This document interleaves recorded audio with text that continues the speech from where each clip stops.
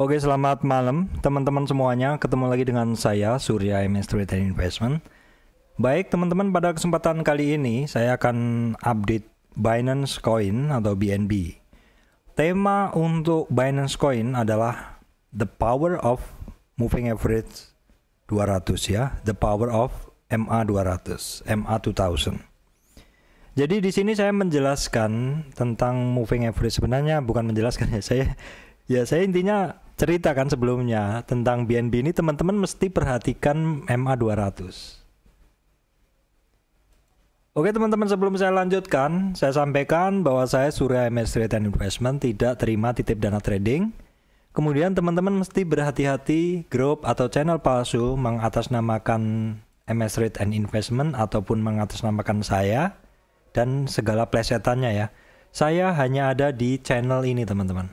Channel ini sebenarnya ada komunikasinya, komunikasi grupnya, maksudnya grup. Cuman saya sedang sibuk, jadi sementara saya suspend dulu teman-teman ya. Kemudian yang ketiga adalah teman-teman mesti berhati-hati komen palsu. Adanya komen palsu di channel YouTube saya, di komentar channel YouTube saya, yang mengarahkan untuk berkomunikasi lewat WhatsApp ataupun Telegram, yang intinya mereka kayak jualan jasa konsultasi seperti itu. Itu bukan saya teman-teman ya. Jadi kenapa saya sampaikan perhatikan moving average 200? Karena saya selama ini saya gunakan moving average itu antara moving average 5, 20 dan 200 berganti-gantian. Dan tidak jarang teman-teman saya menemukan satu saham cryptocurrency juga itu ketika harganya turun, ya misalkan dia lagi running, kemudian running seperti ini, trending up seperti ini, terus kemudian turun, itu MA200 tuh kadang menjadi support penting. Kalau di video-video sebelumnya sering banget saya sampaikan bahwa MA200 tuh bisa menjadi batas antara bear dan bull. Jadi kalau ini garis MA200-nya, maka yang di atas ini adalah bull area, yang di bawah adalah bear. Ya. Jadi kalau suatu kripto, saham, forex harganya masih di bawah, itu dia masih dalam bear area. Kalau dia sudah naik ke atas, dia di bull area. Nah seperti itu, seperti ini. Kalau misalkan dia turun, teman-teman pasti perhatikan apakah di EMA-nya ini mantul langsung ya. Bisa jadi mantulnya langsung, atau bisa jadi cross down seperti ini tetapi dia mantul menjadi resistan. Bisa juga seperti itu. Kayaknya ini yang terjadi di Bitcoin ya teman-teman. Atau bisa jadi misalkan mantul segini terus nanti cukup lama. Jadi ada beberapa kemungkinan, jadi mantul dari sini langsung naik, mantul belum naik, atau mantul konsolidasi di sini. Seperti itu. Itu sangat mungkin ya, teman-teman mesti mesti perhatikan juga sih, karena ya selama ini yang saya perhatikan sih cukup akurat ya teman-teman. Cukup akurat tuh artinya selama ini moving average 200 ini cukup akurat menjadi support penting. Dan ini terjadi di BNB teman-teman ya, di BNB yang sudah koreksi, dia koreksi ikut dengan koreksinya Bitcoin di sini. Jadi sebenarnya pada saat kemarin awal-awal koreksi dari BTC ini masih wajar sekali koreksinya dia. Koreksinya masih wajar ya, dia ada satu support di sini. Bahkan sebenarnya support ini pun sebenarnya nggak tembus karena BNB itu sebenarnya bermain di area sini. Kalau kita lihat nih, nah di sini kan, ini adalah area konsol. Saya belum tarik Fibonacci-nya ya. Terus Bitcoin turun, maka BNB ikut turun seperti itu. Oke teman-teman, ini adalah chart time frame yang sama dan juga dalam Fibonacci retracement yang sama. Jadi swing low-nya saya gunakan di sini, kecil banget. Nggak usah saya perbesar, intinya sama ya. Swing high-nya juga sama, dan sebenarnya kalau kita lihat koreksi dari BNB ini awal-awalnya benar-benar sangat wajar. Artinya dari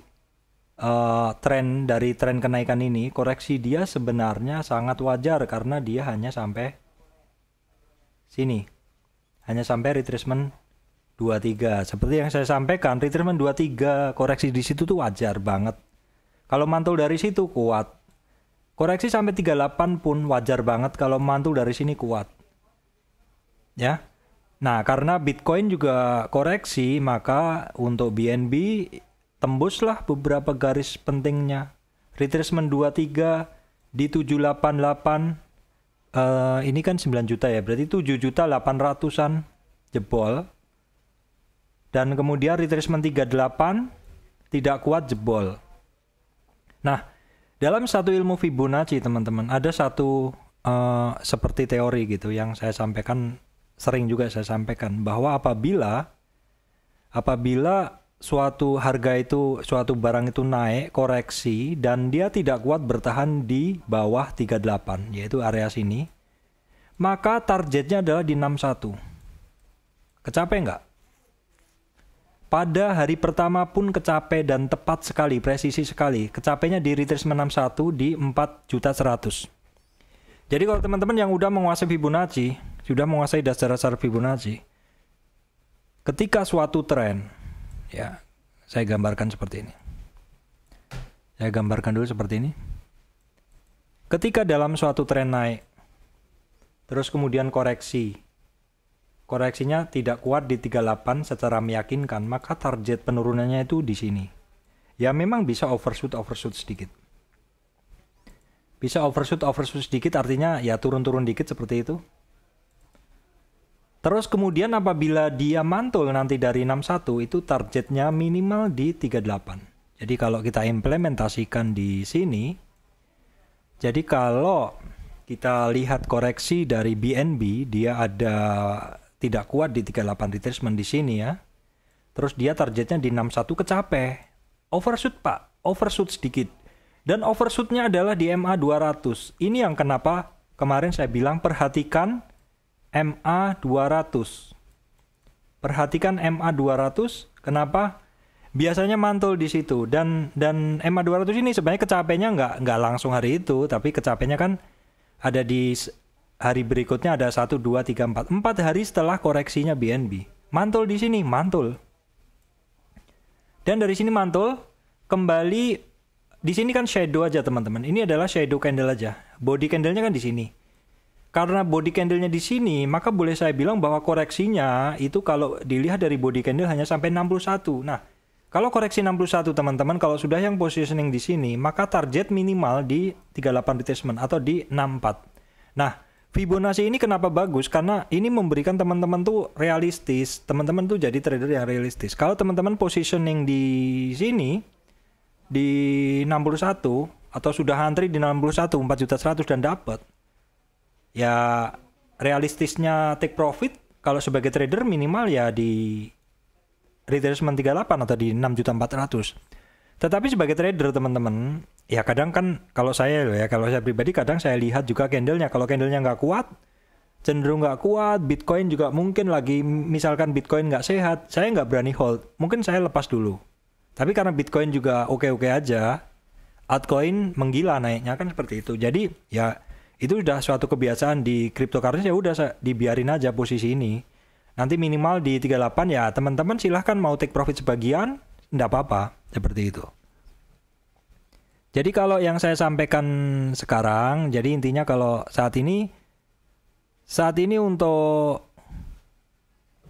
BNB dia udah mantul. Ya karena udah mantul, saya hapus ya teman-teman. Saya akan memberikan resistannya untuk teman-teman di sini. Nah Pak, sekarang resistan dari BNB ini berapa Pak? Kayak gitu. Kalau saya udah pegang barang di BNB ini, saya kan mesti tahu petanya gitu. Jadi BNB kalau kita lihat di dalam time frame daily, di dalam rentang swing high di sini ke swing low di sini, atau saya jadikan 4 jam biar teman-teman bisa lihat jelas. Saya hapus dulu, nggak apa-apa. Seperti ini, swing high di sini, swing low di sini. Kita bisa lihat bahwa untuk BNB ini dari tren naik dari ini puncak maksud saya. Dia udah turun, tren utama turunnya, baru tren reversalnya, tren retracementnya naik, bahwa BNB ini sudah menembus resistan 23 retracement di 4.800.000 ya. 4.800.000. 4.800.000 ini awalnya dia menjadi resistan. Namun karena sudah ditembus, kita hapus menjadi support. Sedangkan resistan berikutnya ada di 5.800.000 di retracement 38. Kalau nanti ditembus baru kita hapus, resistan jadi support. Titik ini sepertinya cukup perlu diperhatikan teman-teman, karena di sini ada sekumpulan candlestick. Ya semoga saja yang sudah beli di sini sempat average down di sini, sehingga ketika ada di sini dia tidak akan menjadi supply atau mengguyur. Tapi saya rasa sih enggak ya, karena kondisi market juga oke-oke aja. Saya rasa orang yang sudah positioning di sini sabar untuk menunggu dia naik, bukan takut-takut untuk menjual. Atau mungkin yang di sini udah pada pinter, udah beli di bawah, seperti itu. Kalau menurut saya sih udah apa istilahnya, kekhawatiran udah mulai jauh berkurang daripada ketika Bitcoin turun kemarin. Nah, sebenarnya benar juga ya, kalau di cryptocurrency itu kalau koreksi itu waktunya beli. Karena memang saya lihat untuk cryptocurrency ini adalah time lapse. Time lapse itu pergerakan yang cepat dibanding market saham ya, karena saya juga 70% masih di saham, 30% saya di cryptocurrency. Dan saya untuk di crypto ini baru dari 2017. Jadi saya belum banyak ilmunya seperti itu. Saya cuma menghafalkan sebagian kebiasaan saja. Jadi untuk BNB oke teman-teman, pergerakannya OTW lah seperti itu intinya. Tapi teman-teman tetap mesti perhatikan kalau market ya berbalik dengan sangat ekstrim, ya atur aja take profitnya masing-masing. Intinya teman-teman tuh kalau trading mengamankan modal. Kalau teman-teman modalnya udah diamankan, itu biasanya profitnya ngikut kok. Artinya begini, teman-teman mengamankan modal itu artinya kalau beli ya jangan dipucuk. Sebisa mungkin kalau beli cari retracement, di retracement 50, 60, seperti itu. Kalau udah beli, naik kira-kira nggak kuat ya mungkin harus take profit sebagian, baru nanti ambil lagi. Kalau teman-teman trader, kalau teman-teman investor ataupun hold lama pun sebenarnya nggak ada salahnya menggunakan tips untuk beli ketika ada dip seperti itu. Baik, demikian dari saya, Surya MS Trader Investment. Terima kasih teman-teman yang selama ini memberikan dukungan untuk channel saya. Saya sangat berterima kasih dari perkembangan channel sejak saya membahas cryptocurrency ini. Pesat sekali ya. Hanya ini yang bisa saya sharing untuk teman-teman semuanya. Semoga memberikan manfaat untuk teman-teman semuanya.